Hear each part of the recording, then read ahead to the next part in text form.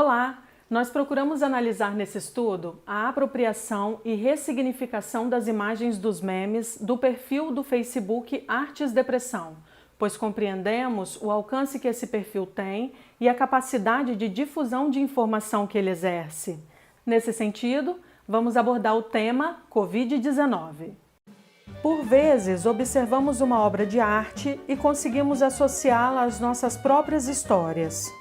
Nós criamos referência em torno da obra e procuramos entender o objetivo do artista na sua criação. Quando essas obras são apropriadas pelos memes, faz crítica às situações atuais. Os memes são capazes de romper as barreiras da temporalidade e promovem sinestesias. Quem nunca soltou uma boa gargalhada com um meme? A tecnologia privilegia o encurtamento das distâncias e unem pessoas de várias nacionalidades em um assunto, a exemplo do Covid-19. Nós retiramos as obras dos museus, que são lugares etilistas, e colocamos em novas bases, o celular, por exemplo, com novos significados. Lucy Smith confirma que o modernismo é o período em que o telespectador é influenciado pelas mídias. Porém, na contemporaneidade, a liberação da informação é para todos os públicos. Para se ter ideia, o perfil do Facebook Artes Depressão possui mais de 1,5 milhão de seguidores. Portanto, entendemos que a desterritorialização da imagem e sua reterritorialização oferece ao receptor uma nova interpretação. As contínuas rupturas na história da arte encontram refúgio quando são convocadas a expressar a realidade social, em forma de crítica às políticas sociais aplicadas acerca da Covid-19. E o mundo virtual possibilitou a circulação dessas informações. Esses memes se apropriam da arte e conseguem atualizar o sentido das imagens. Nós relacionamos esses memes às nossas próprias vivências. São imagens que estiveram dentro de um contexto séculos atrás e que ganham um novo significado hoje. Elas estabelecem uma relação entre o passado vivido, o presente construído e a mudança para o futuro, que buscamos nessas novas perspectivas. Essa pesquisa se propõe a situar uma breve análise da configuração vigente do sistema da arte no espaço virtual e compreender os efeitos da reprodutibilidade e os valores de legitimação aplicáveis sobre a arte digital. O desenvolvimento tecnológico e a ampliação do acesso aos recursos digitais caracterizam as últimas décadas, tornando-se comuns as dinâmicas sociais, econômicas e culturais de modo globalizado. No âmbito da arte, além das novas possibilidades criativas encontradas no meio digital, a internet se tornou um espaço propício ao estabelecimento de um novo sistema, em que a tradicional mediação das instituições como galerias e museus deu lugar a novas dinâmicas, que implicam uma mudança na postura assumida por ambos artista e público, e também nas relações de mercado. A reprodutibilidade é facilitada no meio digital, visto que com poucos cliques, hoje, a replicação de produtos artísticos é possível a qualquer usuário. Isto posto, problemas acerca da propriedade criativa da arte digital são comuns à produção artística que tem na internet sua principal via de circulação. Considerando a obra de arte profusamente acessível sob a perspectiva de Walter Benjamin em A Obra de Arte na Era de Sua Reprodutibilidade Técnica, observa-se que, além da perda da aura, incidem sobre o produto artístico questões de legitimidade diretamente vinculadas aos processos criativos que o originam. Encontramos como possível solução para os transtornos acerca da propriedade da obra digital o que hoje conhecemos como Non-Fungible Token, ou NFT, um artigo com código de identificação único inserido na blockchain, que é uma cadeia de blocos em que se registram de modo seguro e descentralizado as transações de criptomoedas, contratos legais e outros dados. Os tokens não fungíveis não possuem equivalentes para a troca, não podem ser replicados e assim podem ser utilizados para representar itens reais, como obras de arte, permitindo que sejam comprados, vendidos e trocados, dispensando intermediários nas transações que, no entanto, requerem o pagamento de taxas em criptomoeda. A arte digital atrelada a NFTs, conhecida como criptoarte, é encontrada em plataformas de publicação e negociação que transparecem a reestruturação do sistema da arte. A exemplo, a plataforma OpenSea, lançada em 2017, é a primeira e maior plataforma comercial de criptoarte. Entre junho e dezembro de 2020, o volume de produtos artísticos vendidos nessa plataforma aumentou em 20 vezes, com um crescimento de 500% no número de usuários vendedores, o que evidencia a popularização do NFT e da criptoarte nesse período. A plataforma Nifty Gateway funciona de forma curatorial, sendo necessário que os artistas interessados inscrevam seus projetos e sejam sujeitos à aprovação prévia.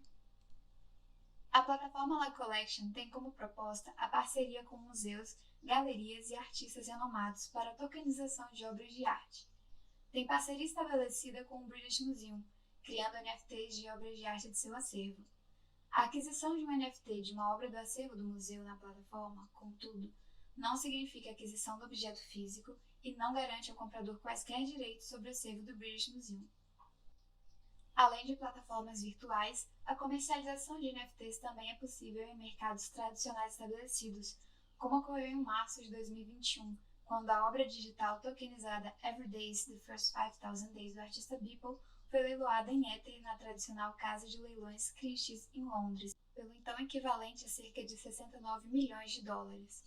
A obra é o NFT mais caro já vendido e está entre as obras de arte mais caras de artistas vivos.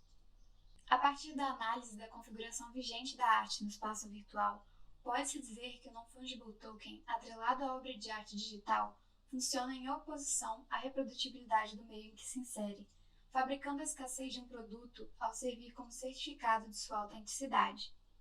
Assim, o NFT busca emular no espaço virtual as mesmas condições da produção analógica ou artesanal, podendo ser entendido como um recurso pós-digital. De modo similar, o sistema da arte virtual, entendido em torno da circulação e comercialização da criptoarte, se equipara ao sistema de arte tradicional, pois em ambos se dão processos legitimadores da arte. A legitimação da arte digital, contudo, escapa aos discursos estabelecidos sobre arte, sobretudo considerando o meio globalizado em que se insere. A partir da proposta de Lyotard em A Condição Pós-Moderna, convém considerar que as questões de legitimidade dos produtos criativos no espaço virtual se desenvolvem nos múltiplos jogos de linguagem entre os usuários da rede, não sendo mais possível a aplicação de um único discurso para que se determine o que é ou deixa de ser arte. Olá, meu nome é Larissa. O título do meu artigo é Inteligência Artificial e a Experiência Estética em Occupy White Walls, que é um sandbox game, um MMO online, onde jogadores interagem entre si e constroem suas próprias galerias e museus com o acervo disponível no jogo, que conta com mais de 16 mil obras em domínio público. O foco da pesquisa é a inteligência artificial do jogo Daisy, que funciona de maneira parecida com o Spotify. A inteligência artificial apreende o gosto do jogador e vai apresentando para ele outras obras de acordo com suas preferências visuais, de acordo com o que ela entendeu que são as preferências do jogador. E para me embasar nesse assunto, eu vou utilizar Lev Manovich, que lançou um texto em novembro de 2021, levantando algumas problemáticas sobre inteligência artificial que ainda não tem muitas respostas concretas, por se tratar de um assunto muito novo. Então, Lev Manovich, ao questionado sobre esse assunto, pergunta se podemos usar inteligência artificial para entender e prever o que as pessoas gostam. E aí ele responde dizendo que quando abordamos questões relativas a sujeitos, lutamos com a percepção estética dos observadores, incluindo julgamento de valor artístico, reações afetivas e etc. Ao inicializar o jogo, eu encontro várias possibilidades de galeria para visitar. Eu vou visitar a parceria que o Occupy White Walls realizou com o Birmingham Museum, onde o museu disponibilizou ao Occupy White Walls 200 obras de seu acervo. Existe esse momento primeiro de construção do seu próprio ambiente, que pode levar muito tempo, e também tem a possibilidade aqui de visitar as obras, adquiri-las, colecioná-las e interagir com a inteligência artificial. Por exemplo, eu tenho duas formas de inicializar a Daisy aqui no jogo.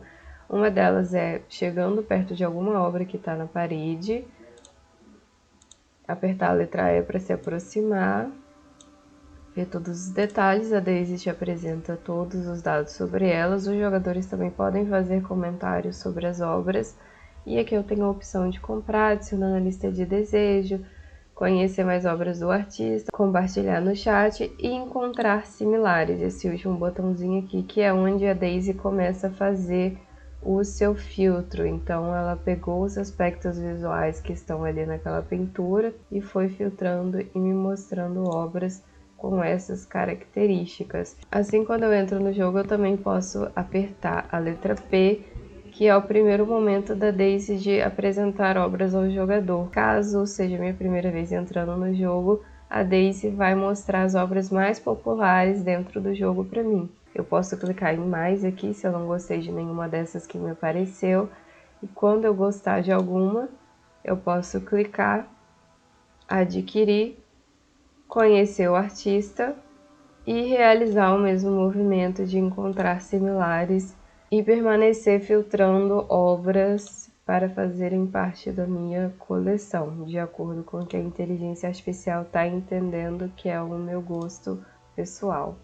Os objetivos específicos da pesquisa em si estão o interesse em situar o jogo na discussão sobre estética, investigar a imersão e experiência estética proporcionada pelo Quiet Walls do ponto de vista do jogador, considerando que a percepção do jogador está sendo influenciada pelos algoritmos, e aí fica o questionamento: as inovações tecnológicas interferem no modo em como percebemos as coisas e nas regras que cercam o universo da arte, o modo de apreciar, o modo de dar valor. O jogo ainda conta com outra plataforma externa chamada Cultura, onde os jogadores podem fazer o upload de seus trabalhos artísticos aqui para fazer parte do acervo do jogo. E aqui já é possível pesquisar as obras por nome de artista, coleção, estilo, etc. E essa plataforma oferece o controle aqui desses dados, de quem deu like, de quantas pessoas comentaram, de quantas pessoas colocaram em seu board, compartilharam. Aqui a plataforma funciona mais ou menos como o Pinterest, onde você pode criar um artboard e compartilhar com as outras pessoas, de forma que movimente a comunidade artística e crie-se um diálogo sobre obra de arte em geral. Para concluir, a revisão de noções sobre o modo de se consumir e produzir arte, ponderando aspectos do processo de virtualização devido à pandemia de Covid, é extremamente pertinente, considerando que metaversos estão cada vez mais presentes no cotidiano de quem consome jogos ou trabalha online utilizando algoritmos e ferramentas de marketing. Estamos todos passando por uma fase de inovação e aprendizado em grande escala e em alta velocidade. Dessa forma, eu encerro minha apresentação. Obrigada. Olá pessoal, é uma grande honra a oportunidade de poder participar dessa 8ª edição do Colartes, Artes e Novas Utopias. Me chamo Daniel Santos, sou aluno do PPGA, orientando do professor Davi Ruiz, e nessa submissão, denominada a Arte Codificada, buscamos traçar um panorama entre as tecnologias informáticas que gradualmente se incorporam às linguagens artísticas, reverberando expressividades que conversam dentro dos paradigmas de linguagens computacionais e interações humano-máquinas. Enquanto modernizam-se os computadores e softwares, podemos verificar um aumento significativo das capacidades de processamento de dados, que, por sua vez, passam a exigir mais processamento dos hardwares. Essa escalada de demanda exigida para atender o mercado acaba gerando uma obsolescência dos aparatos. Com o barateamento das peças, popularizam-se os equipamentos, tornando livre o acesso para que pessoas possam explorar suas possibilidades. Quando os computadores surgiram, eram grandes máquinas com preços exorbitantes, o que inviabilizava a sua livre utilização por pessoas comuns, ou seja, pessoas de fora do círculo industrial ou dos círculos de laboratórios de engenharia. Já nos tempos atuais, os computadores e suas redes globais interligadas começam a se fundir aos objetos do cotidiano, ampliando a capacidade de comunicação entre pessoas e máquinas. Surgem novas alternativas de entradas de dados, ou, como é chamado, HCI, Interação Humano-Máquina, ou seja, uma viabilidade de interação entre um ser humano na posição de usuário de um software e uma interface computacional que capta e processa as informações que, por sua vez, serão processadas pelo algoritmo. Em tempos mais recentes, uma tecnologia que se popularizou foi a de sensores de captura de movimentos corporais, criadas pela Microsoft, que resolveu abrir o código-fonte, ou seja, tornar livre o acesso ao código matricial do sistema Kinect. Amparado por tal tecnologia, artistas têm desempenhado trabalhos que versam com essas interfaces, como no caso dos artistas Bárbara Castro e Luiz Ludwig, que desenvolveram no CCDB em 2015 para a exposição de Carlos Braches uma instalação em que promove uma interação que faz com que o visitante possa desenhar com as mãos. Quando ele entra em contato com essa exposição e faz os movimentos com as mãos, ele consegue desenhar imagens que são projetadas simulando efeitos de pintura. Então, concluindo, podemos observar o quanto a tecnologia tem se inserido aos meios artísticos e como isso transcende para o campo digital as linguagens artísticas que, mais uma vez, se desvincula da materialidade, seja ela física ou virtual. Então, agradeço a atenção, agradeço a todos os envolvidos do PPGA no Colartes, e um agradecimento especial ao professor Davi e ao professor Cirilo. Obrigado.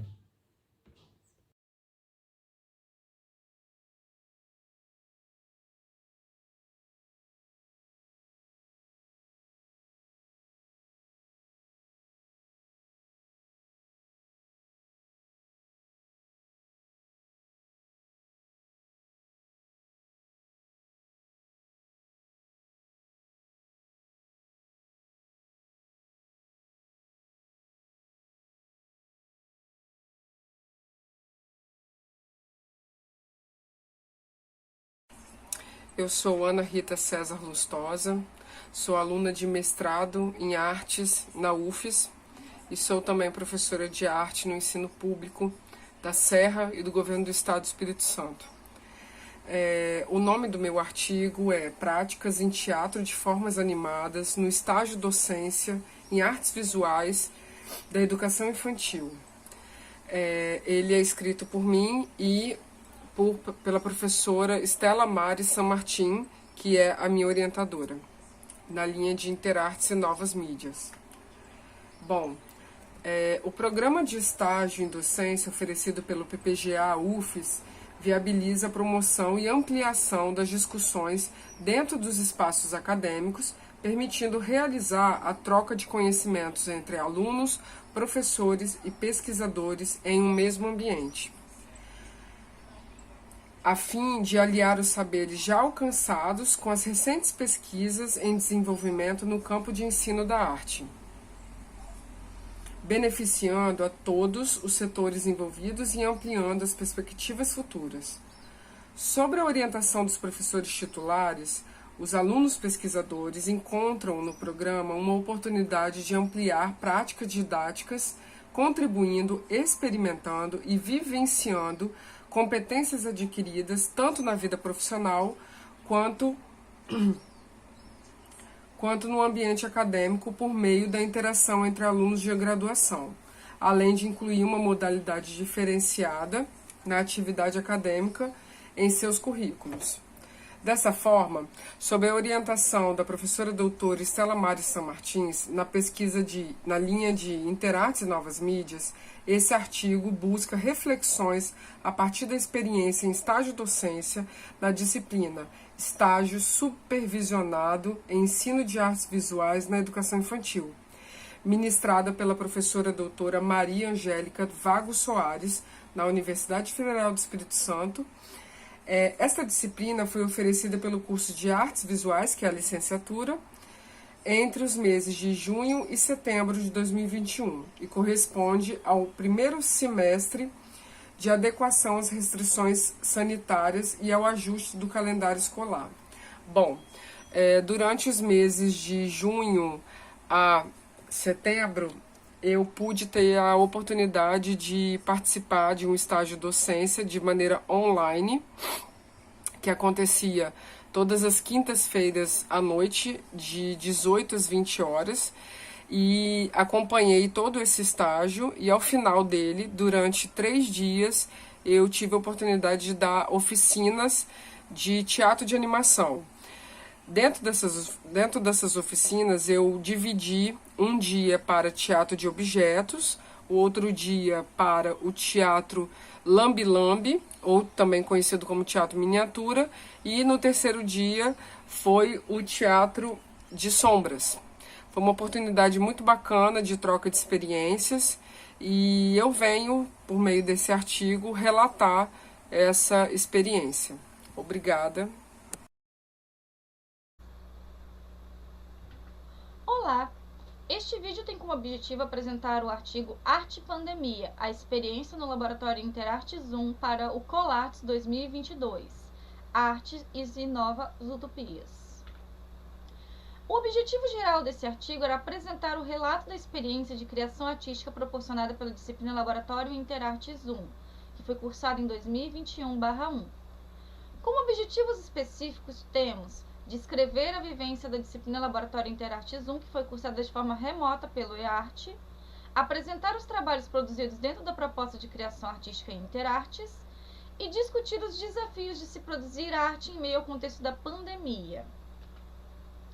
No nosso primeiro tópico, um breve encontro com os diálogos interartísticos, nós falamos sobre o relato da experiência da disciplina Laboratório Interarte Zoom, que foi uma disciplina que ela foi toda cursada de forma remota pelo EARTE, que foi o Ensino Remoto Emergencial Temporário da UFES.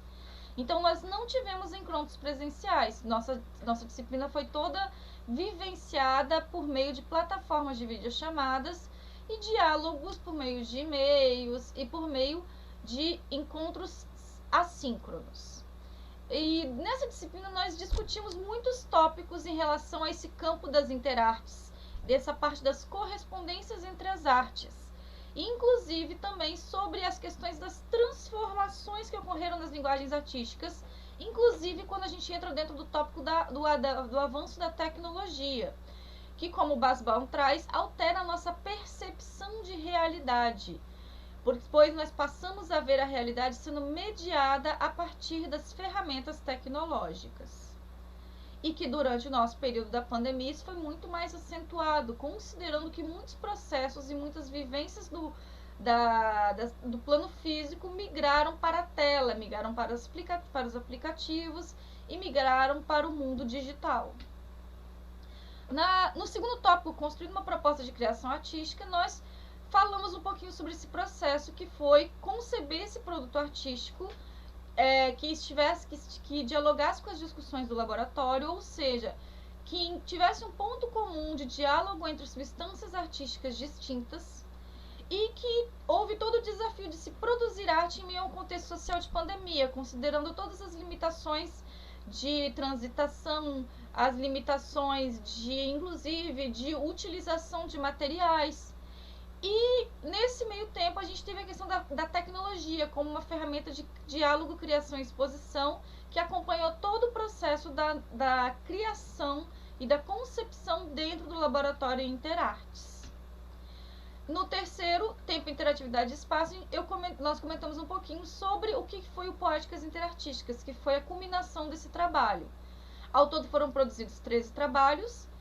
Os produtos eles foram agrupados em 3 eixos, que foi tempo, interatividade e espaço, que buscavam sintetizar essas vocações da obra, que ora tinha uma dimensão mais narrativa, ora eram resultados de uma construção coletiva e ora nos convidavam a ocupar o espaço. Ao todo, esses 13 trabalhos, nós temos projetos de exposições, nós temos projetos de instalações artísticas, nós temos vídeos que mesclam sons, movimentos e palavras, nós temos jogos interativos e nós temos postagens em redes sociais que geraram produtos artísticos. E todos esses trabalhos eles estão disponíveis no endereço acima, labinterartesufes.blogspot.com. E todo esse trabalho, desde as discussões das ideias iniciais até a montagem final, foi todo um trabalho de troca coletiva entre artistas pesquisadores, docente e discentes, num projeto de troca e num projeto de recriação. em que a gente aprendeu junto, em que a gente concebeu junto esses produtos, um aprendendo e contribuindo com o outro. Como as considerações finais, deixamos que produzir e refletir arte sobre arte em meio à pandemia dentro da disciplina de Interartes foi mais que um desafio de aprendizagem. Foi um processo de redimensionamento das nossas possibilidades de criação individual e de interação através dos meios de comunicação, traçando novas perspectivas que ainda podem se expandir mais. Deixamos os nossos agradecimentos. Muito obrigada pela participação do evento e por acompanhar esse vídeo até aqui. Deixamos novamente o endereço de acesso labinterartesufs.blogspot.com e os nossos e-mails de contato. Muito obrigada!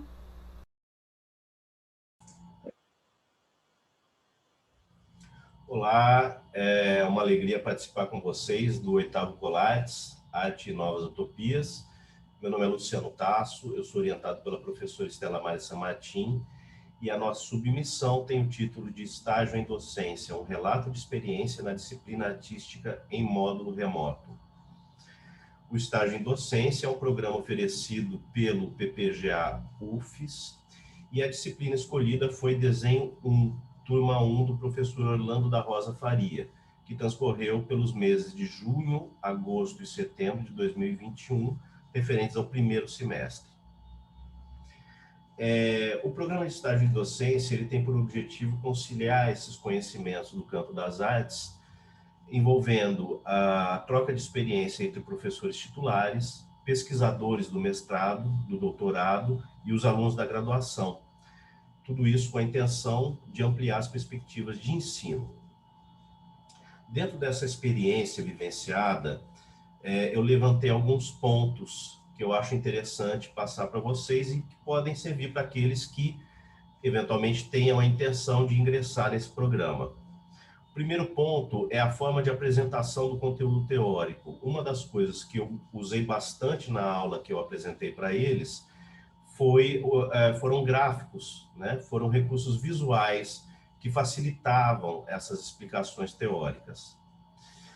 Outro ponto que foi observado e que faz referência direta às aulas remotas é a dispersão da atenção dos alunos. Qualquer conteúdo teórico que seja explicado por mais de 2 horas que não envolva uma participação direta deles, faz com que a atenção caia e o nível de compreensão também seja reduzido. Nesse sentido, seria importante chamar o aluno para discussões, né, abrir para perguntas e, eventualmente, quando possível, realizar alguns exercícios, ainda que a possibilidade remota seja bastante limitada. Mas isso foi algo que a gente realizou e que funcionou. E, por fim, dado o fato de que eu sou profissional de ilustração, né, eu trabalho como ilustrador para a literatura infantil, infanto-juvenil, e a minha linha de pesquisa, ela envereda por esse caminho, ou seja, eu faço uma ponte entre o texto e a imagem, né? Essa experiência foi muito, digamos, requisitada pelos alunos, ou seja, os alunos têm muito interesse em saber quanto desse conteúdo teórico que eles estão aprendendo pode ser depois aplicado numa vida profissional. Então, esse tipo de aproximação foi bastante saudável, né? Os alunos tiveram bastante interesse, principalmente nesse ponto. Bom, esse é um resumo do nosso trabalho. Eu agradeço a todos a atenção, agradeço também ao professor Orlando da Rosa Faria, eu agradeço ao professor Cirilo, à professora Estela, a equipe do PPGA, o Evandro, e agradeço a vocês pela atenção e desejo um bom prosseguimento a todos. Olá, eu sou o Diego Ribeiro, aluno do programa de pós-graduação em arte da Universidade Federal do Espírito Santo, da linha de pesquisa Interartes e Novas Mídias, né, sob orientação da professora Estela Mari San Martin. O nosso artigo Poéticas do professor artista, Discursos e Práticas em Educação Básica, apresenta o início da nossa pesquisa, que tem como objetivo analisar a produção artístico-poética de professores de educação básica, problematizando o seu trabalho político-pedagógico no ensino de arte e traçando a sua trajetória nessa busca por uma reflexão fundamental para o ato da criação artística e da construção do conhecimento em arte. Ela nasce de perguntas como: existe produção artística de professores na educação básica? Como esses agenciamentos e contaminações acontecem entre o ser artista e o ser professor, o professor artista? Na busca dessas respostas, esperamos que sejamos capazes de analisar a pesquisa desses professores enquanto profissionais em constante formação, de formação continuada, identificar e traçar trajetórias desses professores atuantes na educação básica, suas produções, analisar a importância do processo criativo. Ela se ancora na prática investigativa das pesquisas educacionais baseada em arte, em uma abordagem da artografia, onde o artista ele é um artista, pesquisador e também um professor. Essa metodologia seria capaz de incorporar os procedimentos e atividades artísticas, o fazer artístico, no processo de investigação. O coletivo criaria a possibilidade de reexaminar, reconfigurar e reescrever essas histórias que antes eram incompreendidas ou invisibilizadas. A busca de entender essas relações entre escola e o trabalho desse professor artista, nós utilizaremos uma abordagem teórica da pedagogia histórico-crítica, que se dá pela mediação, que aparece como central ao processo educativo, aonde professores e alunos estão igualmente inseridos como agentes desse método, que parte da prática social, que mesmo que em papéis distintos e definidos, eles se enlaçam pela compreensão da condução e de resoluções de problemas agenciados por essa prática. E analisando a evolução do aprendizado do aluno, o professor reflete em uma nova compreensão do conteúdo, a fim de determinar novas qualidades e aplicar novas metodologias, em um movimento que se assemelha aos processos criativos e artísticos, dando ao aluno acesso a instrumentos que o levará ao momento catártico, que oferecendo espaço para a elaboração de diferentes aspectos que rearranjam a estrutura social progressivamente cultivados na forma de superestruturas, na sua consciência, incorporando como uma espécie de segunda natureza, o que lhe conferirá novas qualidades. E por fim, buscamos compreender esse professor como um produtor de arte, como um pesquisador sobre a prática da produção e do ensino de arte, nos diversos momentos e espaços profissionais, onde ele constrói e transforma, através do seu conhecimento, representações simbólicas de sua própria relação com a sociedade e vida, tendo nessas representações matéria-prima para análise pessoal do seu universo, do universo em que vive, de forma ampla, como também apontar para uma ação política, pedagógica de mudança no espaço escolar.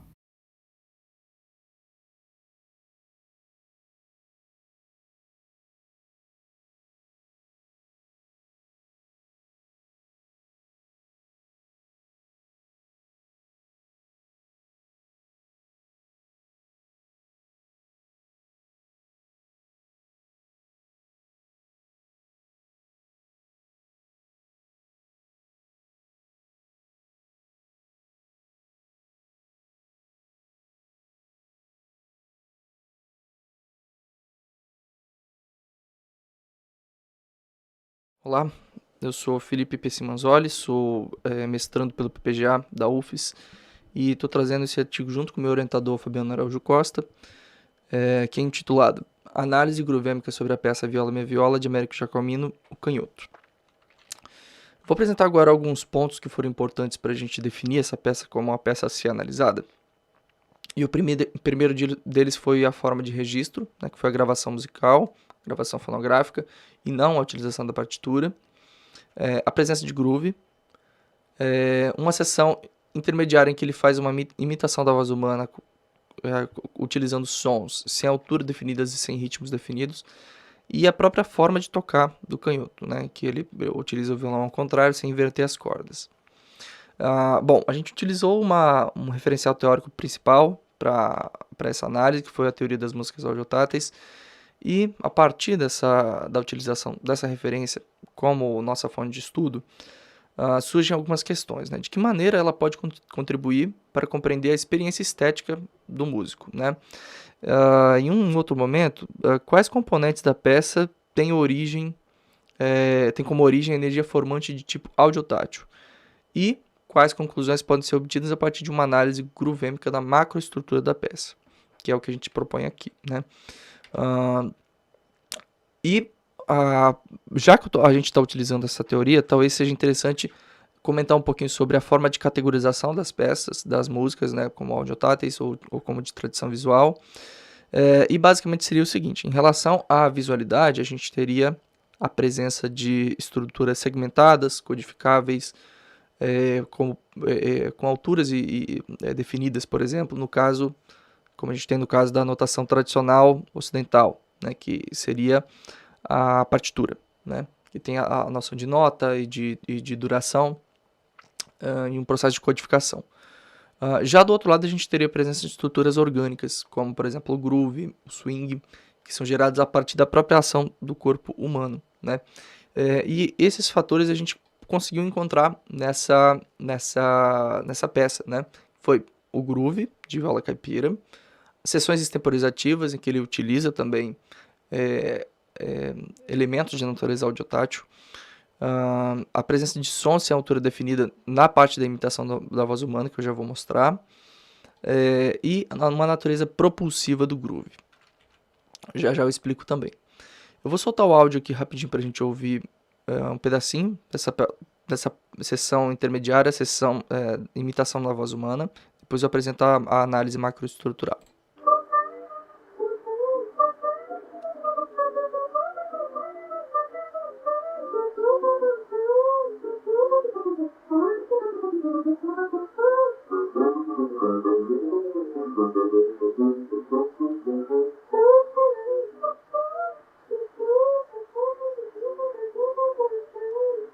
Bom, aqui a gente consegue perceber essas estruturas auditivamente, em que foram estruturas que não foram codificadas e nem serão codificadas, elas foram inscritas na mediação tecnológica de gravação, né?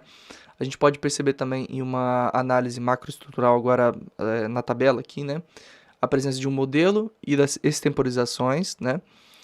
Um aumento progressivo no andamento da música, né? Começa em 110 e vai terminar por volta de 130, que seria essa natureza propulsiva, vai sempre levada à frente, e as sessões em que a gente tem uma pulsação livre, né?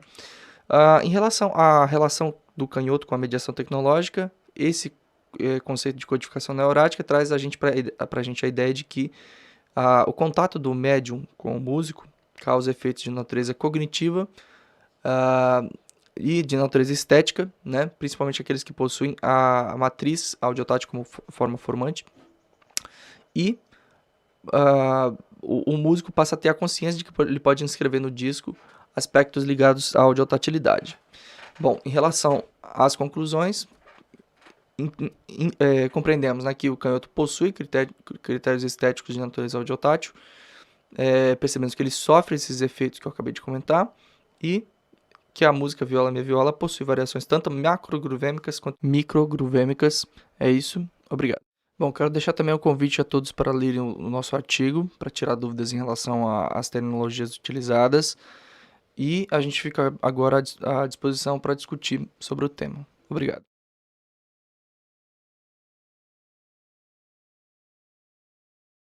Olá, eu sou Fabrício Moreira, sou mestrando pelo PPGA da UFES. Vou estar apresentando o artigo Cyborg versus Keyboard, aspectos de ubiquidade e auditatilidade de instrumentos de tecla. Esse artigo foi escrito de forma colaborativa com meus colegas Felipe Pessim, Tainá Lourenção e o professor Dr. Fabiano Araújo. Esse artigo visa contrastar as características de dois instrumentos, o cyborg e o piano. O cyborg é um instrumento que tem 5 dimensões de toque: pressão, ataque, ele tem a movimentação horizontal e vertical e a saída dos dedos do instrumento. E até o momento esse instrumento não é vinculado a a escrita da partitura, né? Ele é mais para improvisação.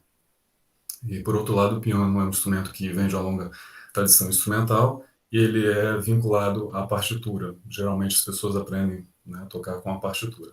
Então, essas são as características principais desses dois instrumentos.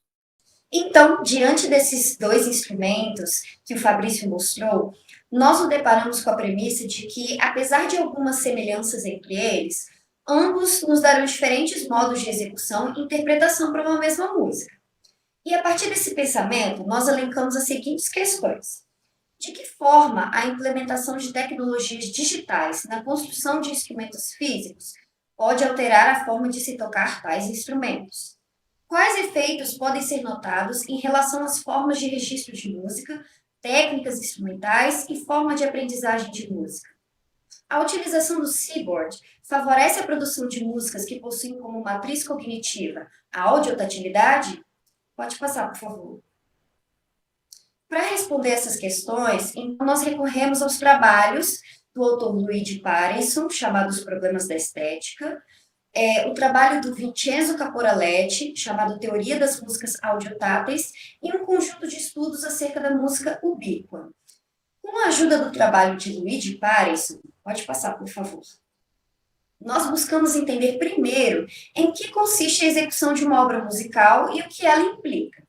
Então, para ele, executar significa tirar a obra de um estado imóvel ou estático, e além disso, a execução também está ligada à leitura e compreensão prévia da escrita simbólica da partitura, o que sempre apontou mais para uma aproximação do que precisão, devido à limitação da escrita e das indicações para se transmitirem todas as intenções da partitura. No entanto, nós notamos que essa questão da leitura já não cabe ao Seaboard, pois as obras realizadas nesse instrumento nunca partiram de um modo estático de registro, como a partitura, e não há a utilização da notação musical tradicional. Bom, e para relacionar agora a teoria das músicas audiotáteis e aos estudos sobre música ubíqua, a gente considerou a morfologia e a organologia dos instrumentos que se mostraram favoráveis à produção de músicas do tipo audiotátil, já que eles prevalecem a presença e a existência de estruturas não segmentadas, né? Tanto em relação ao processo de gravação e de registro, no caso que no Seaboard é a gravação, quanto no caso de registro das músicas de piano, que historicamente o que mais se utilizou foi a partitura, né? Então, em relação à questão das tecnologias ubíquas, nós percebemos também que a gente pode considerar as tecnologias usadas pelo Seaboard como tecnologias ubíquas, já que eles facilitam o acesso de pessoas em geral por não exigir necessariamente uma técnica instrumental tão construída como a gente tem no caso do piano, né? E então a gente chega nas seguintes conclusões, né? De que a implementação de tecnologias digitais altera os modos de execução de um instrumento, ou seja, a gente teve diferenças nas formas de execução do piano em relação ao Seaboard. A utilização do Seaboard favorece a produção de músicas do tipo audiotátil e as características organológicas do instrumento estão de acordo com o desenvolvimento de tecnologias ubíquas. Bom, é isso. A gente fica à disposição para conversar sobre esse assunto no momento e convido a todos para ler o artigo assim que ele for publicado. Obrigado.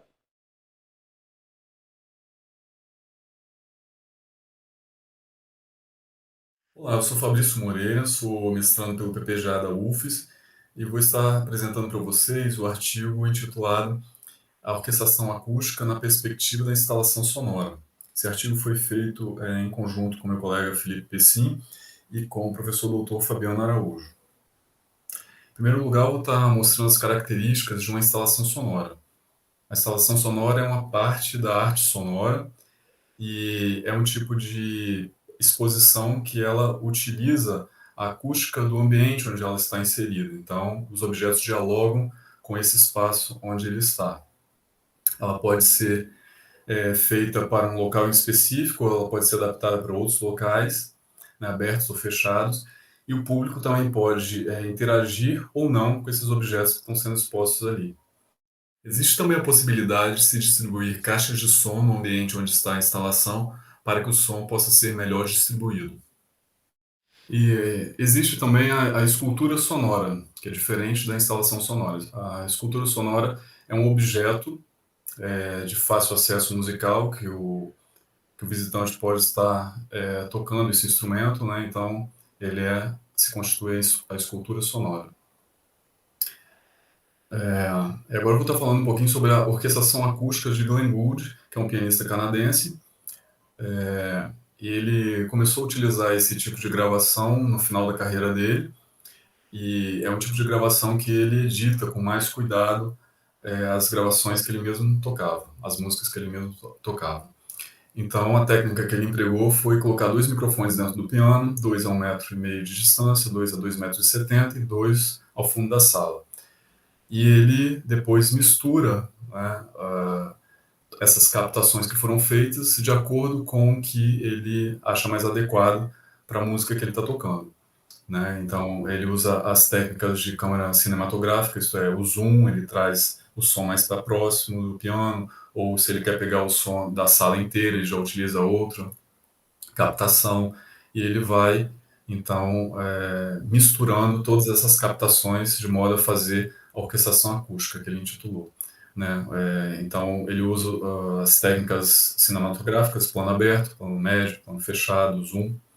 Bom, e a forma que a gente pretende abordar isso no artigo tem como objetivo principal a gente compreender três processos que vão ajudar a gente a entender essa relação que a gente está tentando propor, né?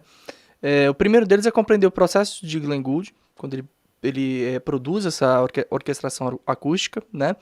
E aí, para isso, a gente vai utilizar um referencial teórico, tanto ligado à instalação sonora, quanto a textos que vão falar sobre esses processos que a gente vem estudando. E, em especial, a gente traz aqui também uma relação de um conceito, que é um conceito de audiomusicista, que vem sendo desenvolvido nos últimos anos, né? Que vai tratar exatamente desse trabalho realizado dentro de estúdio, né? Que muitas vezes é visto como um trabalho técnico, mas que a partir desse conceito de audiomusicista, né, ele vai ter um caráter artístico, né, vai ser um trabalho de caráter artístico, ele vai ter um viés artístico também, né, vai ter um valor artístico. Bom, a gente vai mostrar um pedacinho de um vídeo agora, falando sobre apresentando o processo do Glenn Gould, né, e a gente vai poder ver isso através do vídeo. Back now. Okay, as soon as you're ready, if Glenn would give us a test of that. Okay. 40 test, piano test, in between tests? Yes, 40 and piano.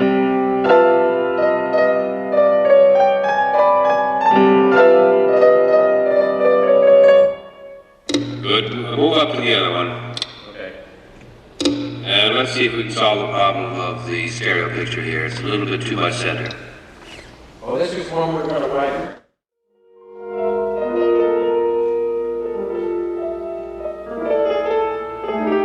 Take down 1 and 2.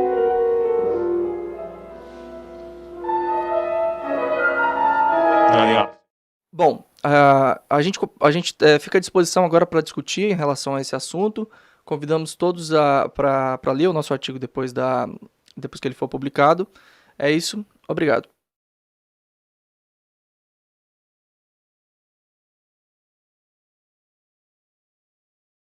Olá, meu nome é Caio Maciel, eu sou mestrando em Artes na UFES e estou participando do 8º Colartes, Arte e Novas Utopias, com o trabalho I Harm You, Interação Musical Assíncrona por meio das mídias sociais.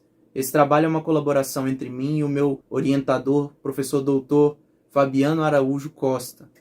Esse trabalho é parte da minha dissertação de mestrado, mas esse artigo em especial foi organizado para trazer de uma maneira mais clara como o produto I Harm You, do artista Jacob Collier, faz parte das músicas audiotáteis, tem características de música ubíqua e também mostra a interatividade no processo composicional, a interatividade como a estética dele e como a estética final do produto é afetada pela interação com o médium, interação com as pessoas e também pelas mídias que ele vincula, né, esse produto.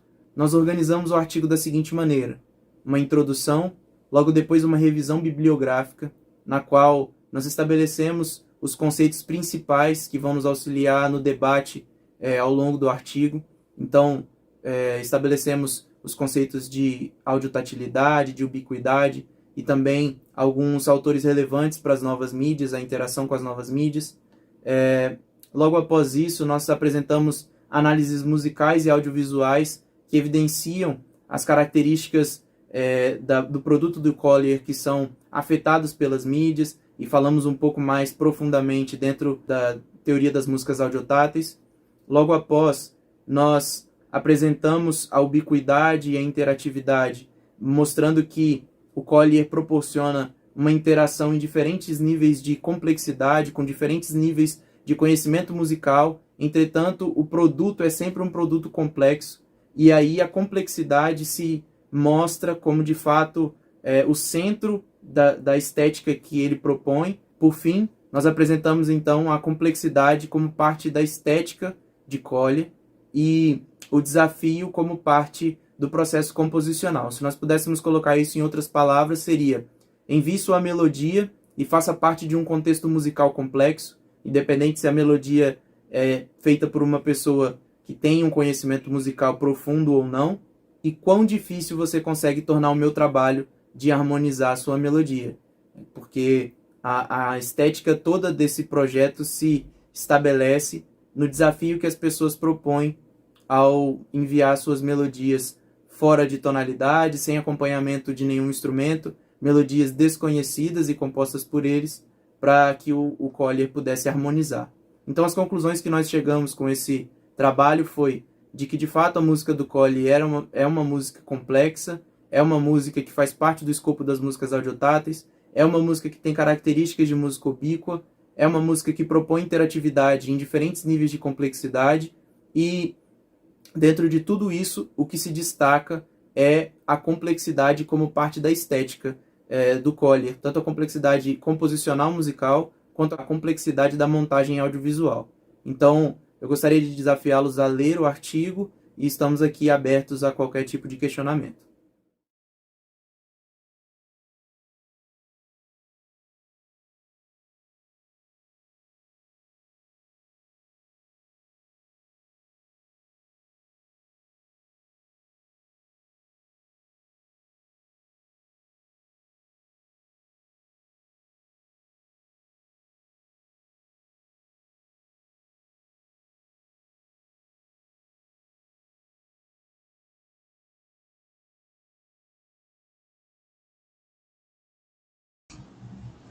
Olá, eu sou Yasmin, sou licenciada em Música pela Universidade Federal do Espírito Santo.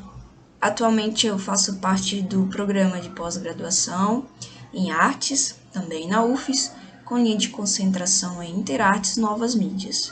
Meu professor orientador é o Leandro Lesqueves Costa Longa e é quem divide a autoria deste artigo comigo.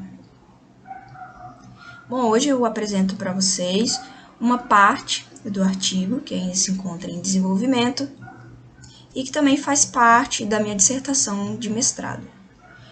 O título do nosso artigo é o Uso de ferramentas digitais no processo de criação musical, relações e influências do autotune no gênero musical atual. Bom, nosso trabalho partiu então do levantamento de obras musicais, sobretudo do gênero trap e funk, que tem o uso muito marcado e muito recorrente de processamento digital.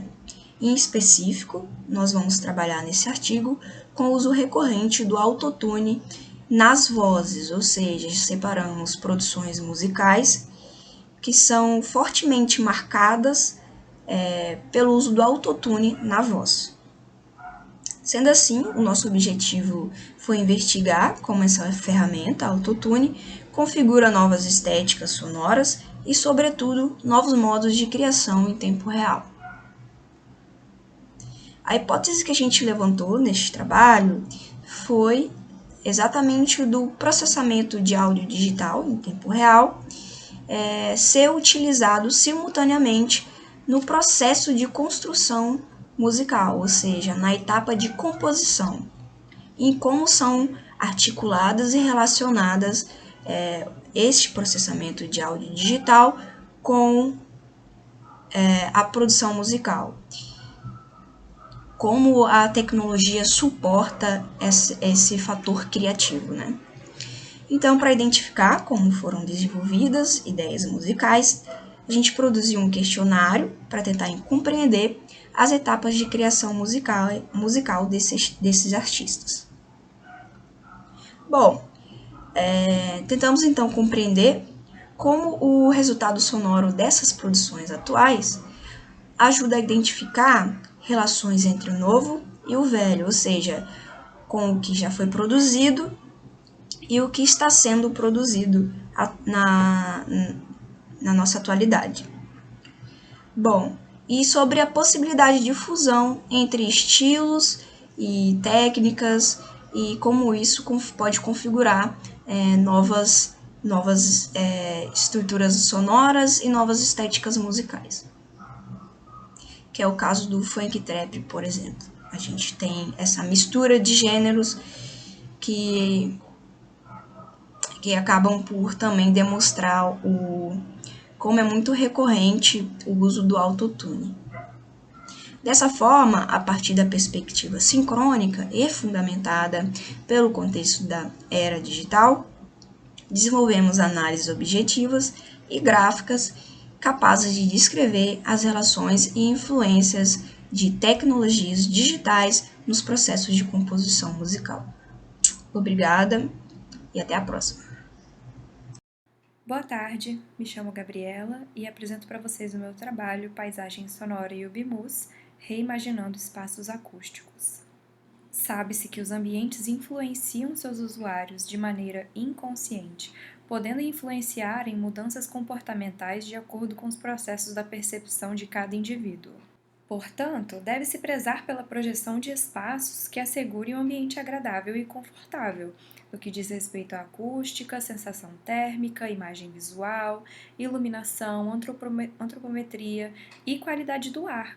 E todos esses fatores contribuem para menores ocorrências dos malefícios psicológicos e fisiológicos que o ambiente pode passar, tanto o ambiente quanto as situações podem passar para o usuário que esteja ali de maneira vulnerável, como, por exemplo, em ambientes de cuidado com a saúde. Mas isso pode acontecer em quaisquer tipos de ambiente. E só para deixar claro, a arquitetura não cura ninguém, nem previne doenças, mas ela contribui sim. E o que a gente fala de conforto, né, dentro de um espaço está relacionado à associação dos propósitos e dos desejos do usuário, que também está associado ao nível de satisfação que a gente sente. Então, a gente tem essa nova linha de pesquisa que é a neuroarquitetura, que é a arquitetura associada à neurociência. De acordo com a revisão bibliográfica, a biofilia está associada ao bem-estar diretamente. Portanto, projetos baseados em neuroarquitetura, uso de cores, percepção visual, escolhe bem os materiais que proporcionem conforto térmico, acústico, etc. E a gente tem alguns exemplos de hospitais que foram projetados e evidenciaram, né, a biofilia nesses projetos. E a gente vê que a arte visual é algo muito importante na construção desses espaços, principalmente na arte que evidencia a natureza, por causa da biofilia. E nesse hospital a gente também tem a neuroarquitetura utilizando a biofilia para obter ganhos nos usuários desses ambientes, trazendo o lúdico para o público infantil, cores neutras e o conforto. Para construir um lugar, né, ele não é só feito do som, ele não é só feito do visual, é um conjunto de fatores. Então, o conforto acústico é uma das coisas que a gente mais vê na revisão bibliográfica como sendo algo importante na manutenção da saúde e do bem-estar, não só mental, como também físico. E a gente encontra algo muito comum na revisão bibliográfica, que é a fadiga de alarme, que acaba sendo completamente ineficaz pois gera pobreza em segregação de tarefas, confusão entre a equipe, e é onde entra a engenharia de áudio e a psicoacústica, que pode elaborar máquinas de biomonitoramento que possam transmitir uma informação através do som, ao invés de um alerta. Fazer essa engenharia de áudio com sons harmônicos que não gerem tensão nos ouvintes é essencial para a gente construir um ambiente confortável e agradável.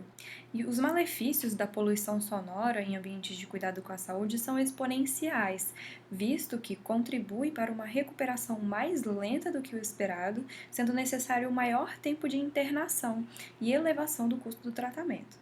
E aí onde a linha da música ubíqua entra para contribuir com essa pesquisa, com essa elaboração desses novos ambientes, pois é uma linha de pesquisa que tem utilizado a música e a tecnologia também em ambientes terapêuticos para contribuir com essa mudança de cenário. Eu pensei em 2 cenários utópicos, né, que tem a ver com o tema do Colartes. São os hospitais, né, cuja paisagem sonora não é ruidosa, os alarmes são informativos, e a gente também tem o estímulo da criatividade e o relaxamento das pessoas que convivem nesses ambientes, e a introdução da natureza e o cultivo de orgânicos. E nas escolas, né, como Utopia, a gente tem também a natureza, o aprendizado e o cultivo de orgânicos, que pode ser doado para as famílias carentes das comunidades, e também, muito importante, o autoconhecimento, a inteligência emocional e a nutrição, e o estímulo à produção artística, que durante muito tempo tem sido negligenciada e desvalorizada no ensino das escolas públicas brasileiras. Olá a todos, meu nome é Wender Dalton, eu sou orientando do professor Leandro Costa Longa e meu trabalho é sobre a letratura. A letratura é uma linguagem musical, né, que eu criei. Eu sou professor de música e durante 10 anos eu trabalho com coros no sul do Espírito Santo e via a dificuldade na questão de gravar os seus naipes vocais, né, o que cantar na hora do coral, pois a maioria dos coros onde eu trabalho e a maioria dos coros brasileiros são amadores. Eles não têm instruções, né, de como ler partitura. Então, criei uma linguagem musical baseada nos neumas, né, que são linguagens antigas, que se chama letratura, para auxiliar, né, os cantores, né, e regentes também, né, do Brasil. Ela está ligada à música ubíqua, né? A música ubíqua é uma música que é feita para todos e a qualquer lugar e trabalha também com tecnologias, né? Em vez da partitura, a gente está utilizando letratura, e minha ideia também é criar um site com letraturas, né? Com kits vocais, com 4 kits vocais cada música, né? Cada obra, que é soprano, contralto, tenor e baixo. Aqui a gente vê os neumas, né? Que é a primeira linguagem musical, e você pode ver aqui sinais em cima das letras, indicando, né, o que o cantor deve fazer na ideia da letratura, né? Você vê aqui uma partitura comum da Ave Maria de Cattini, e aqui a letratura para soprano da Ave Maria de Cattini. Você pode ver que a gente trabalha aqui a questão da altura da voz, né? E nesses 10 anos eu tentei desenvolver algo que eles memorizassem na hora de cantar. Esse aqui foi o meu primeiro teste, e vi que deu muita diferença na questão, né, deles gravarem e cantar.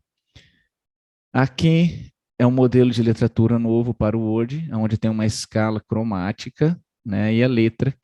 Isso aqui é para o regente e para quem tem um mínimo, pelo menos, aí, de conhecimento musical. O problema da partida, eu preciso criar um site, né? Eu vou jogar 30 obras, né, de letratura, onde eles possam utilizar.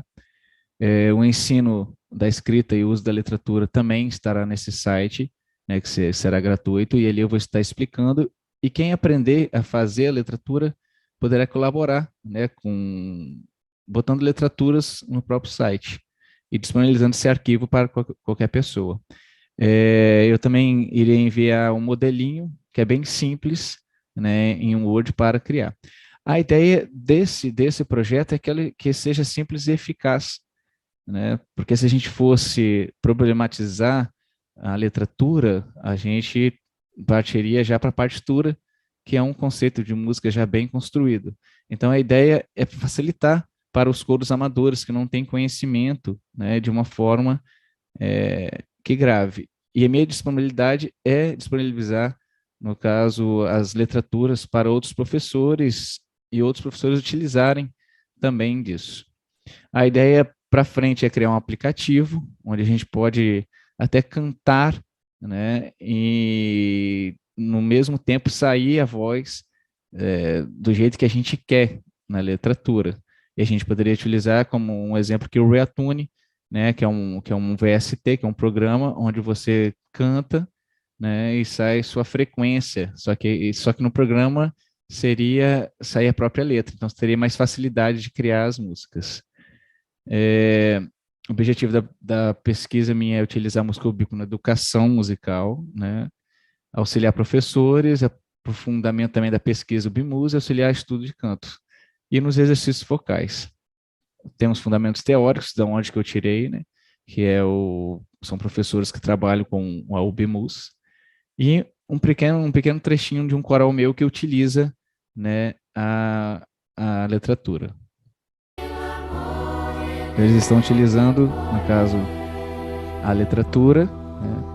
Eu, como professor, já tinha passado para eles, e ali eles vão sendo auxiliados pela letratura em questão da altura, né, em questão de segurar também a nota musical. A letratura, ela basicamente, ela vai trabalhar com isso, com a questão da memória da altura e do tempo da nota musical, né, do que você vai segurar ou não. Agora, a questão dinâmica, de forte, fraco, isso aí o regente teria que passar antes. Então, é um auxílio. A letratura é um auxílio, então, né, para coros amadores, né? Mais ou menos é esse o meu projeto. Vou falar sobre o método de captação em tempo real com ferramentas acessíveis e básicas para violino de arco. Esse trabalho tem o objetivo de contribuir com metodologias da música, educação, estudos na criatividade, ciências humanas e também dentro da área de engenharia. Alguns pontos como objetivos abordados são a medição do movimento de arco e sua força de flexão do arco de crina ao tocar a corda, no caso ao tocar o violino. Interpeladas, e a prática na educação musical também apresenta dois métodos, junto com o arco, um estudo de caso que demonstra a utilidade dessas técnicas e é apresentado encontrado nos primeiros sinais de notas com os dedos curvados durante a execução, com o intuito de analisar as limitações e as contribuições dessas duas propostas dentro do contexto das práticas criativas ecocognitivas. Eles aplicam o modelo dentro e fora, de Franz Keller, para desvendar o aspecto como a produção de resíduos criativos e o impacto dos recursos materiais e dos fatores coletivos no desempenho criativo. O violino como um foco de pesquisa. Ele é um instrumento friccionado e foi amplificado ele com sensores mecânicos na parte do arco, e ele traz uma persecução de tom de baixa latência informado pelo sensor. O desenvolvimento do foco em questão apresenta o violino como um foco de notoriedade, sendo complexo de aprender e, ao contrário de muitos outros instrumentos, o controle de altura é contínuo, sem guia visual tátil para saber o que é correto.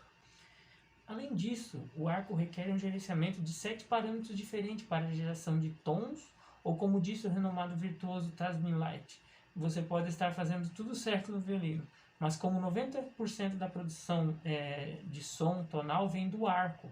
Se o seu arco não está funcionando, nada vai funcionar.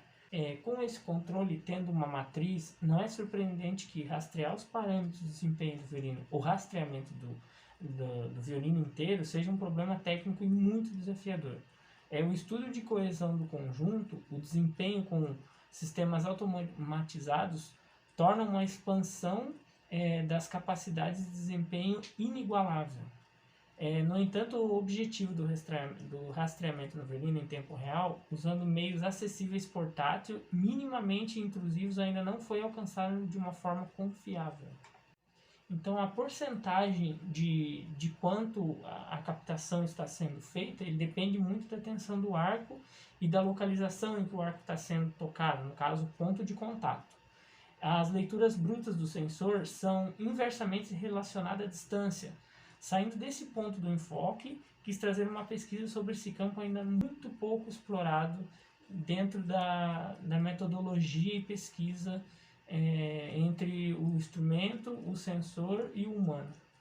A combinação de sensor de dados de áudio permite um rastreamento de desempenho em tempo real mais rápido e com maior precisão do que qualquer uma das modalidades sozinhas. Então, a junção dos sensores com o conjunto violino e arco, executados simultaneamente, ele constata um campo de dados que, estudados separados, ele aumenta muito o campo da precisão, mesmo com direções opostas e sensores diferentes. Nota-se uma conclusão muito detalhada desses conceitos apresentados.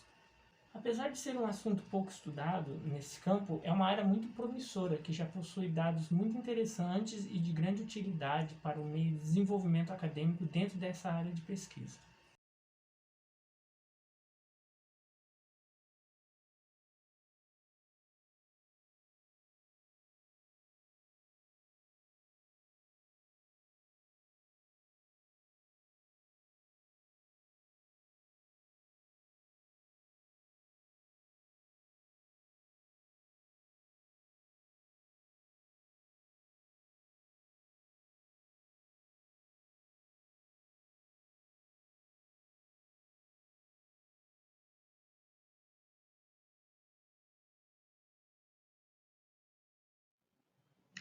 Olá, meu nome é Karina Ribeiro e o tema do meu trabalho é a música de protesto contra a ditadura militar na recepção e produção de alunos jovens e adultos. O objetivo geral do nosso trabalho é observar o processo receptivo de alunos jovens e adultos em relação à música de protesto contra a ditadura militar, atentando aos sentidos atribuídos a essas pessoas quando têm contato com essa canção. O Brasil, durante 21 anos, de 1964 a 1985, viveu um regime de ditadura militar, que pelo cunho autoritário e restritivo de liberdades individuais foi fortemente criticado e denunciado, principalmente através de composições musicais que até hoje se tornaram símbolos da resistência, tanto ao regime militar quanto aos protestos de manifestações populares no Brasil. Naquela época, essas canções elas foram divulgadas através de emissoras de rádio e TV, discos, shows, festivais e ainda são cantadas em diversas manifestações populares no Brasil. Trabalhando em projetos de música coral no estado do Espírito Santo, observo uma divergência de opiniões entre alunos jovens e adultos sobre o que realmente foi a ditadura. E isso tem se agravado nos últimos anos, seja pela falta de acesso à veracidade de informações, pelas fake news, pelo momento político e ideológico que vivemos hoje, há um desconhecimento do que se trata a mensagem decodificada da canção. Assim, utilizando o arquivo fonográfico das canções escolhidas para audição como caráter documental, na prática aproveitaremos as aulas para se fazer a abordagem dos acontecimentos do período histórico citado e assim proceder à oitiva das canções, iniciando a seguir um debate para suscitar a compreensão da época, a decodificação das canções, o enfoque na realidade sociopolítico-econômica do Brasil, frente às dificuldades advindas do autoritarismo e da forte repressão sofrida pelo povo. As canções escolhidas para esse trabalho foram Para Não Dizer Que Não Falei de Flores, de Geraldo Vandré, que foi o grande hino contra a ditadura militar naquela época, Apesar de Você, de Chico Buarque, Cálice, de Chico Buarque e Milton Nascimento. Portanto, propõe em caráter interdisciplinar a Cátedra de História do Brasil compreender de que maneira os estudantes dessa faixa etária percebem os sentidos de algumas composições de protesto e, assim, perquirir a percepção dessas mensagens para que a música englobe não só o entendimento e a recepção desses indivíduos, mas ainda fazer-se necessária a reflexão, a discussão desse momento do passado para que nós compreendamos o cenário artístico, político, educacional do Brasil ainda nos dias atuais. Olá a todos, meu nome é Tainá Lourenção e a minha pesquisa fala sobre Lícia de Biase Bidar e a música erudita capixaba na década de 1930. A ideia dessa pesquisa surgiu enquanto eu escrevi o primeiro capítulo da minha dissertação, que é uma parte que faz um resgate histórico da vida artística da compositora, pianista e regente natural do Espírito Santo, Lícia de Biase Bidar. O objetivo é traçar um panorama geral dos acontecimentos da carreira dela, noticiados no jornal capixaba Diário da Manhã na década de 30, com a difusão da música erudita no Espírito Santo nesse mesmo período. A Lícia nasceu em Muniz Freire, no interior do estado do Espírito Santo, no dia 18 de fevereiro de 1910. Durante a adolescência, morando com a família em Vitória, Lícia já demonstrava sua preferência pela música erudita, assistia a concertos, que foi onde ela descobriu sua paixão pelo compositor Beethoven, ao ouvir o concerto número 4 para piano e orquestra. Em 1928, então, ela mudou-se para o Rio de Janeiro a fim de aprimorar os seus estudos na música, mas nunca deixou de voltar ao Espírito Santo para apresentações e para visitar a família.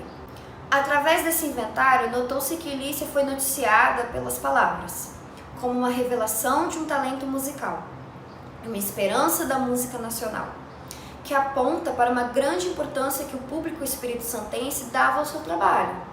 Por isso, decidimos que esses acontecimentos poderiam ser comparados com as evidências históricas que temos da música erudita capixaba, dos trabalhos de Giulia Pessini e Cláudio Thompson, e dessa maneira analisar se houve algum impacto do trabalho de Lícia no desenvolvimento da música erudita capixaba durante o início do século XX. Um dos primeiros resultados que obtivemos, por meio da comparação dos materiais, foi com a informação acerca da criação da Sociedade Musical Espírito-Santense entre a década de 20 e 30 em Vitória, que mantinha uma orquestra, o que deu impulso à música erudita no estado. Além disso, essa entidade durante muito tempo realizou apresentações no Teatro Glória e foi responsável pelo surgimento de diversos músicos no estado. Em comparação à trajetória de Lícia, notamos que nessa mesma época ela passou a adolescência frequentando concertos e tendo contato com esse tipo de música e espaço, o que pode ter contribuído para que ela escolhesse essa carreira e investisse nos seus estudos na área da música. Em seguida, na mesma época que a Lícia estreou seus prelúdios sinfônicos, e em sequência participou como compositora em 4 concertos que receberam boas críticas dos jornais capixabas, podemos fazer outra associação relacionada à criação de muitos cursos particulares de música, principalmente aqueles voltados ao ensino do piano, e ao surgimento de corais de música sacra em Vitória a partir da década de 30. Em 1929, por exemplo, foi criada a primeira entidade pública, o Instituto de Música do Espírito Santo, responsável por ministrar o ensino da música na capital. Ao comparar a trajetória de Lícia com os elementos históricos, nós concluímos que a música erudita no estado estava tomando impulso antes mesmo da Lícia ter se tornado conhecida e enaltecida pelo seu trabalho como compositora. Em 1930, o surgimento dos cursos de piano foi um movimento que tomou todo o país no início do século XX, onde principalmente as mulheres vinham se destacando como pianistas e estavam em maior número nos cursos. Portanto, a Lícia não foi uma contribuinte direta ao desenvolvimento da música erudita no estado, tanto que ela pode ter sido influenciada a ser musicista por esse movimento que já estava tomando força desde a década de 20, mas podemos ver que ela participou e contribuiu para esse crescimento com a sua ascensão no meio da música erudita nacional. Finalizo aqui a minha apresentação e deixo o convite para quem tem interesse em ler o meu artigo após a publicação. Muito obrigada.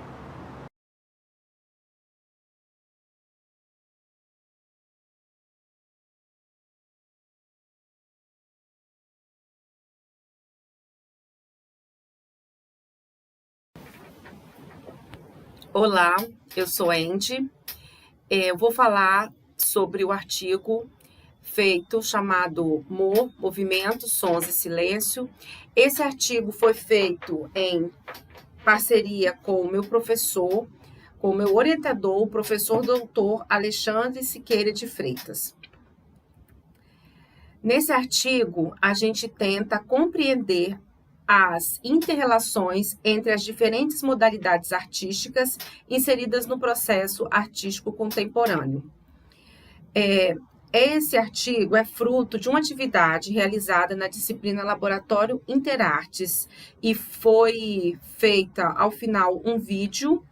Esse vídeo foi trabalhado vários aspectos que a gente vai falar nos próximos slides.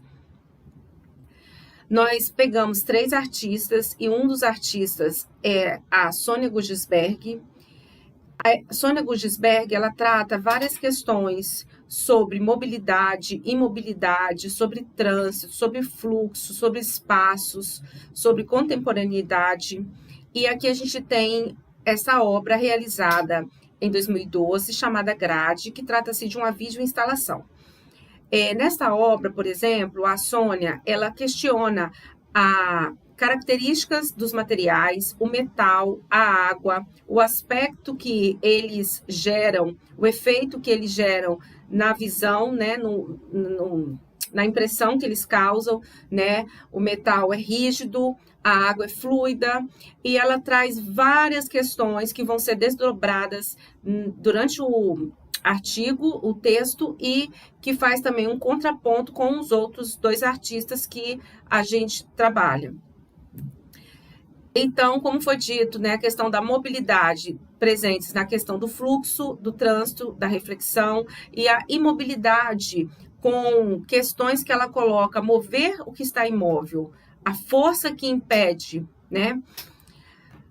O outro artista que a gente utilizou foi Paul Klee e as suas contribuições. Para Paul Klee, o movimento acontece a partir do próprio ser.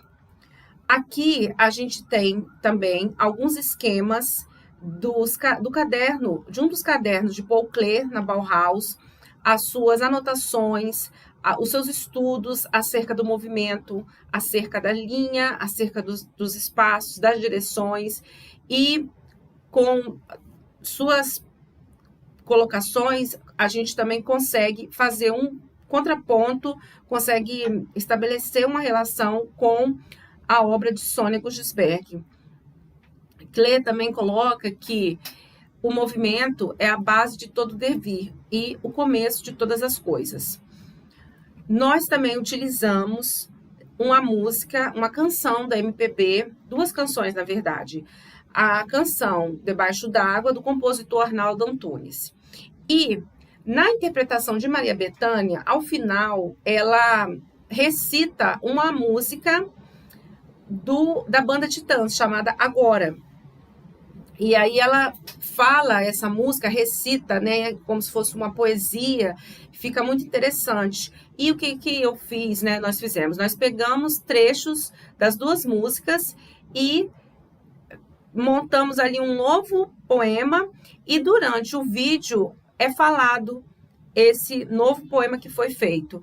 E, ao final, esses 3 artistas, com suas colocações, com suas obras, com as reflexões acerca do processo artístico, a gente vai tratar de questões de clausura, de fragilidade humana, que são expressas na opressão, no desmanche, na sobreposição de diferentes tempos, na interrogação das lacunas, dos vazios, do silêncio, por meio do movimento da água e de seus sons e ideias de libertação. Obrigada. Estamos apresentando hoje, ele faz parte do programa de pós-graduação em artes da UFES, está associado à pesquisa que começamos a desenvolver no segundo semestre de 2021. O título da comunicação é O Capitalismo Cognitivo e a Mídia Social, a Gênese do Artista Unidimensional. Dadas as explicações iniciais, começa essa comunicação com uma anedota. Um colega, pesquisador, professor e escritor, procurava alguém para ilustrar seu livro de poesias e mostrou alguns trabalhos de uma artista, os quais, segundo ele, tinham uma linguagem dark que o agradava. Ao mostrar alguns desses desenhos que estavam expostos no Instagram como trabalhos autorais, avisei-lhe que eram, na verdade, cópias ou releituras de outros trabalhos. O que me chamou mais atenção foi a reprodução de um desenho da professora Clara Liu. Esse desenho pertencente a uma série que discursa sobre seu diagnóstico de depressão, Emerge.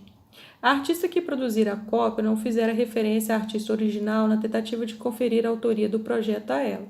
Ao desenho, acompanhava a seguinte legenda, fragmentação. Então, além de não fazer referência à autoria e ao fato de ser uma releitura, ela ainda denotava o valor de sentimento ao que havia reproduzido. Ao procurar essa imagem no Pinterest, descobri que vários artistas a reproduziam e postavam sem referência de autoria original. Isso me suscitou uma questão. Por que esses artistas desconhecidos do grande público fazem trabalhos copiados e os postam como autorais? A questão levou-me à seguinte hipótese, que o universo digital em rede, consubstanciado nas mídias sociais, além de interferir na relação do autor com a autenticidade e identidade de seu trabalho, faz surgir um novo sujeito, tipo de artista, que por hora chamaremos de artista comum na esfera do instagramável. A partir dessa questão, imaginei que as escolhas e processos criativos desses grupos estavam, de alguma forma, subjugados a alternativas virtuais. As esferas de sentido de produção do instagramável poderiam ser associadas à ânsia de tornar-se um artista reconhecido. O reconhecimento desse modo se consubstanciaria na forma da interação virtual, o like. Mas por que não produzir algo que tangenciasse um mínimo de originalidade? A resposta poderia ser encontrada na mesma esfera, a mídia social. O artista que lidamos aqui nesse projeto, ele faz suas escolhas em conformidade com a busca virtual e é através da referência da mídia digital que o artista elabora seu trabalho. São os algoritmos que determinam ou impulsionam a sua criação. Então, a partir dessa experiência e outras que não me alongarei aqui, que poderemos imaginar que esses artistas que agora alçam voos virtuais são sujeitos de seu tempo. Para extrair significado de uma determinada época, precisamos nos atentar para o conjunto de experiências que são partilhadas pela maioria das pessoas em um determinado tempo e sociedade. Por isso que, diante da crescente virtualização da vida e da experiência subjetiva, lançamos mão do conceito de modernidade líquida, que é o período específico do capitalismo em que a sociedade de produtores é substituída pela sociedade de consumidores. Isso significa afirmar que o reconhecimento social e a hierarquização se dá pelo consumo. O sujeito fragmentado, que não seguia por nenhum grande paradigma, que pode escolher descartar, conectar, desconectar, encontra na esfera do virtual um palco, um lugar de legitimidade fugaz, onde o ser consumido e consumir são caminhos de compartilhamento do sentido. A mídia social, em uma interpretação pouco entusiasta da mesma, é vista aqui nesse projeto menos como um caminho de divulgação e promoção do artista e mais como um mecanismo de supressão dos processos criativos. Na sociedade do capitalismo cognitivo, em que a criação é requisitada a todo tempo, assistimos ao paradoxo da submissão da criatividade aos mecanismos de controle da memória e da atenção. O sujeito artista que anseia ansiosamente seu virtual reconhecimento consome a si e ao outro, pois despende tempo e energia criativa em busca de algoritmos e reproduções artísticas. O olhar criativo é desviado de processos autênticos em virtude das telas planas. A luz que é projetada pela tela em direção ao olhar do artista não lança luz sobre o artista. Ele apaga o seu potencial e vicia o seu olhar. É possível que o que estejamos a fazer aqui, nesse projeto, seja uma provocação, o que parece ser uma distopia artística, não o que seria a gênese do artista unidimensional, em que seus desejos e gostos estão administrados por um estado de coisas que visa satisfazer aos hábitos de consumo do eu na esfera do virtual.